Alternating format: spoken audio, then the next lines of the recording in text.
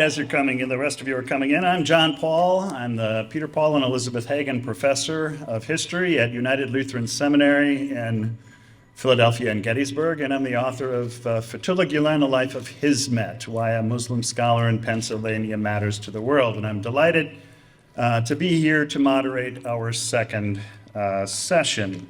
So our first speaker is Fevzi Sarac, who is a PhD from LSU, Louisiana State University in Baton Rouge in 2020, where he now also teaches as an instructor in political science. And his talk, you can see it on the screen up above us there, is Bridging versus Bonding Association, Differences Between the Hizmet Movement and Political Islam.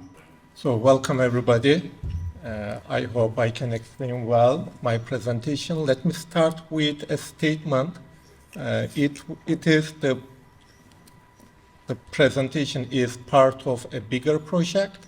I will just present one section of that bigger project today for you. And the name of the project is The Differences Between the Hizmet Movement and Political Islam in Turkey. And one section of it is Bridging versus Bonding Association. So the project started with a research question. What is the differences between the Hizmet movement and political Islam in Turkey? There are some visible differentiations, some philosophical and in-depth attitudinal differences. But in the media, in many scholarly work, you can see that there is misconfusion. There is misunderstanding about that in-depth differences. So it started, what are the differences and why are the reason for behind these confusions?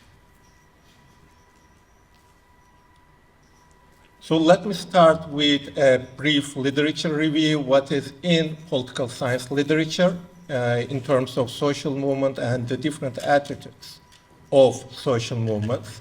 First, I will start with political opportunity theory.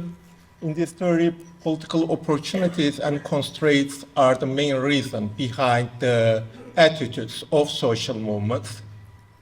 When we look at the case in Turkey, we see that both political Islam in Turkey and the Hizmet movement suffers or take advantage of political opportunities and constraints at the same time. They took advantage of Ozal reforms. They took advantage of, time to time, some liberal economic and political liberalization. They also suffered from military interventions or several other constraints of Turkey. So from this perspective, you may easily say that these two movements are rather similar more than difference. So then I look at the resource mobilization theory. In this theory, the main attitudinal resource, main attitudinal parameter to define social movements are resources. So when we look at the case in Turkey, both movements have similar resources. They have kind of similar human resources, newly urbanized, coming from the same socioeconomic segment of the society. So they are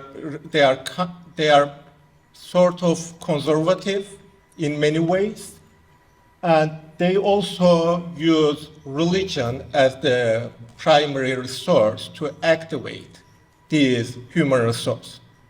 So when you look at these two broad theories in the literature, you can find that both movements, political Islam and the Hizmet movement, are using the same resources,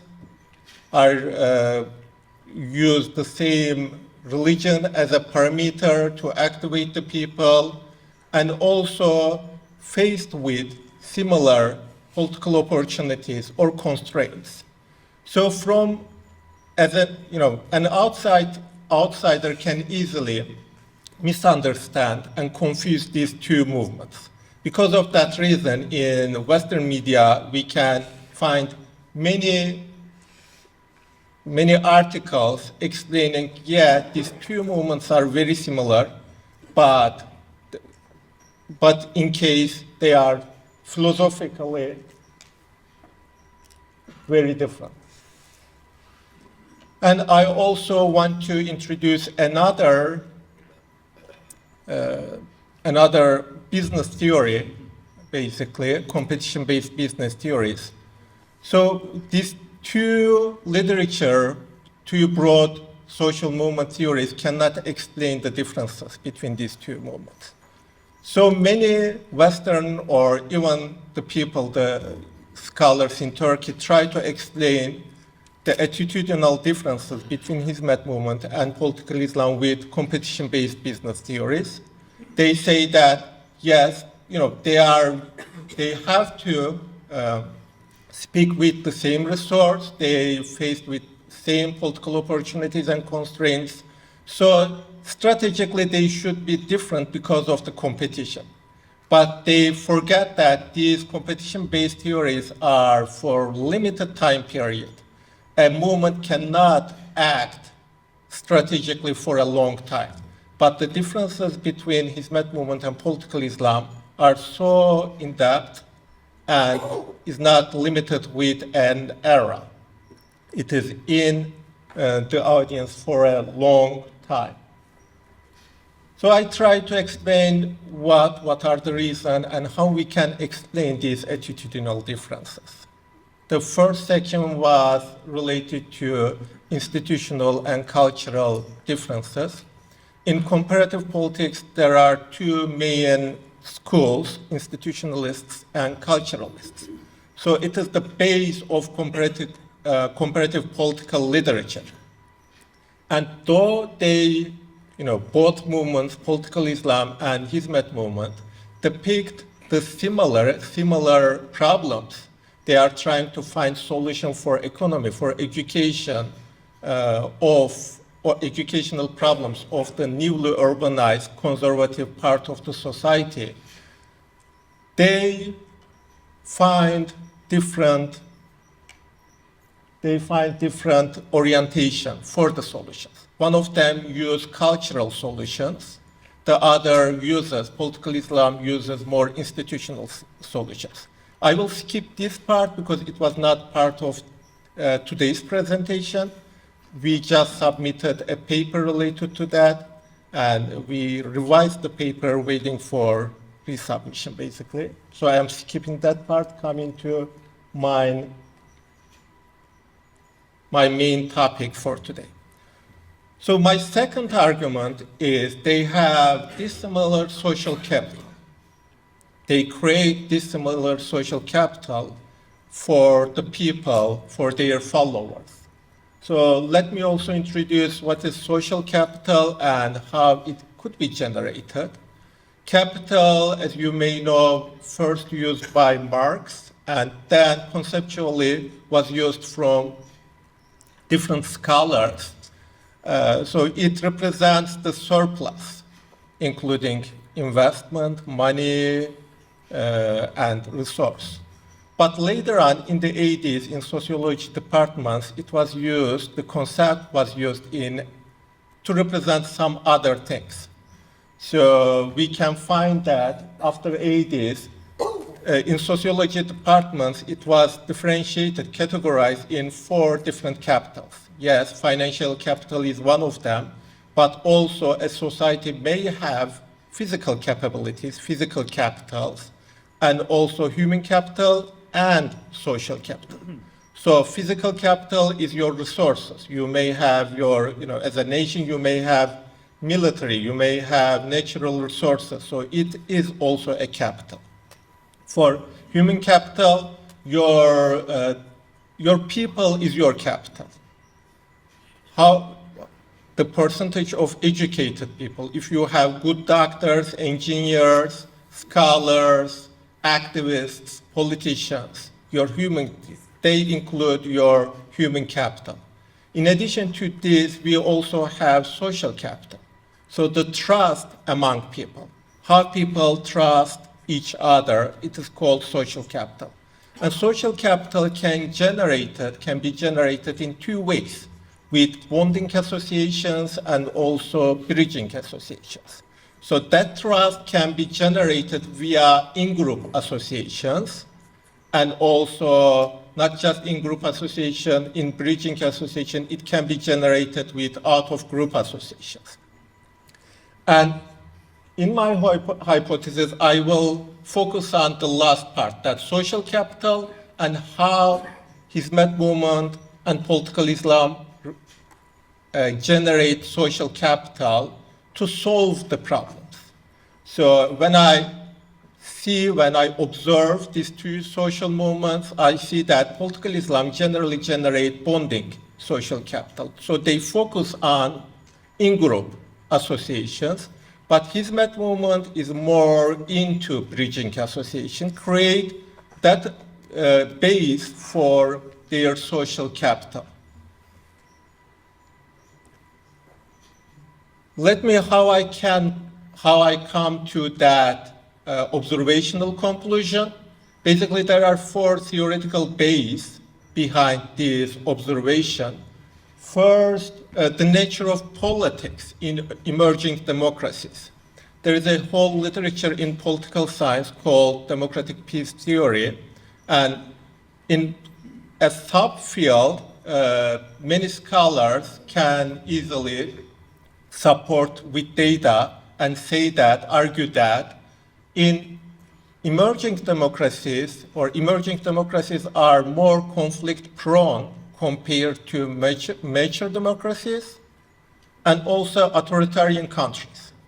It is interesting. I mean, you may easily understand why emerging democracies are less peaceful compared to mature democracies, but why are they more conflict prone compared to authoritarian countries? You know, in the literature, they say that it could be for normative reasons and for institutional reasons. Think about that. You started a competition in between in a sport game. So if you don't have a good norm, if you don't have a fair play norm in this sport game, you will have fights. There won't be a good, peaceful environment for kids to come together and to play a sport.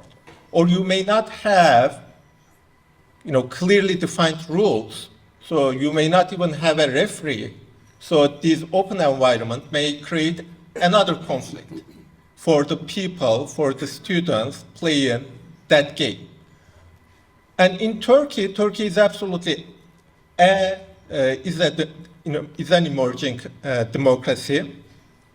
So it is natural. If you are in politics, you will face with that kind of polarization. There will be some old elites, some new elites, and the rules and also norms are not good enough to deal with these conflicts, basically. And political Islam is in the center, absolutely, of politics and that political polarization. Though, on the other hand, Hizmet movement is trying to be as far as possible from politics, not to be part of, or willing not to be part of this polarization. Secondly, Hizmet movement, coming from the leadership, widely used the term of dialogue. So open to dialogue and try to create willingly, strategically, not just person to person, strategically trying to create a dialogue environment with the people. Third, the activities of the movement, of the Hizmet movement in other countries. It also creates a more easy environment to create bridging association. And fourth, the reactionary confrontation of political Islam toward West and Western culture.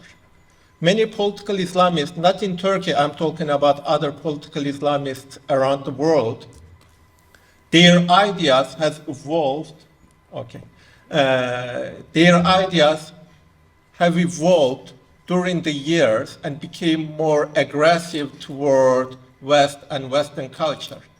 because of colonialism, because of authoritarian rulers supported by Western world, but it was the fact. When you look at Muslim Brotherhood, there is a huge ideological differences between Hassan al-Banna and Sayyid Qutb. Jamaat Islami is the same, and you may find other examples in political Islamist movements. Though Turkey was not colonized, was not kind of primarily intervened by Western intervention, it is part of that political Islamist ideology, is part of broader worldwide political Islam. So it also limit them to create bridging association with other societies. So my hypothesis, as I said, the Hizmet movement created more bridging association, while the political Islam creates more bonding associations. So I surveyed with 264 people. Actually, I used World Value Survey. I used 201 respondents from there, and I surveyed 63 respondents. And I took that survey. And in that survey, there were 3 types of questions: trust questions, neighborhood questions, and belonging questions. When you look at that trust questions, these are my hypotheses. I expect that the Hizmet movement followers trust more in other people in other societies. But political Islam people, the people in political Islam, do create or do trust more kind of smaller groups. They are close circle.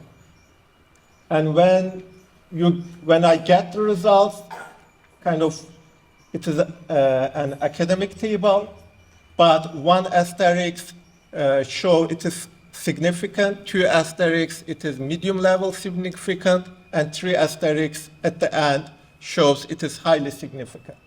So when you look at the answers, you see that absolutely Hizmet movement people trust more to the people in another religion, to the people in another nation, to the people when they meet first time. On the other hand, political Islamists mainly trust their close circles, such as their neighborhood or the people in their own ideology.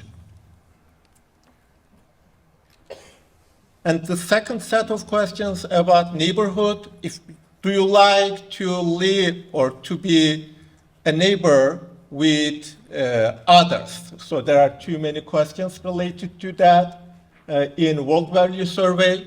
And I expect that the Hizmet people are open to be neighbor with the people of other religion, other nation, who speak another language, and so on. And I also expect that because of that conservative nature of both groups, they react against the people. They don't want to be neighbor with drug addicts or kind of the people with some habitual deficiencies. So I'm quickly going. So these are the results, and the results show that yes, there is not. The results here is above my expectation. Hizmet people reacted against habitual deficiencies more than political Islamists. I was expecting there won't be any real significant difference, but here in the first 2 questions, Hizmet people doesn't want to be neighborhood with drug addicts or with heavy drinkers. On the other hand, they have no problem to live together with the people, the immigrants, the people of different religion, the people of different race or different nations. And the third question is belonging question, how they feel about to be part of their nation, to be part of a family or worldwide citizen. I also got Yeah, the last 1 minute, so I will finish, I will wrap up. So, in the questions, it was asked, yes, Hizmet people was seen as nationalists, but the data shows that Hizmet people are less take care of their nationals, their people. Rather, they can easily focus on worldwide neighborhood or the more broad audience and can easily create bridging associations because it is the philosophical base of the movement. Because of that reason, my argument was all of this creates an environment for Hizmet movement to generate bridging associations easier compared to political Islamists. And political Islamists focus on bonding associations and can easily eliminate or kind of differentiate the others in their groups. Thank you for listening.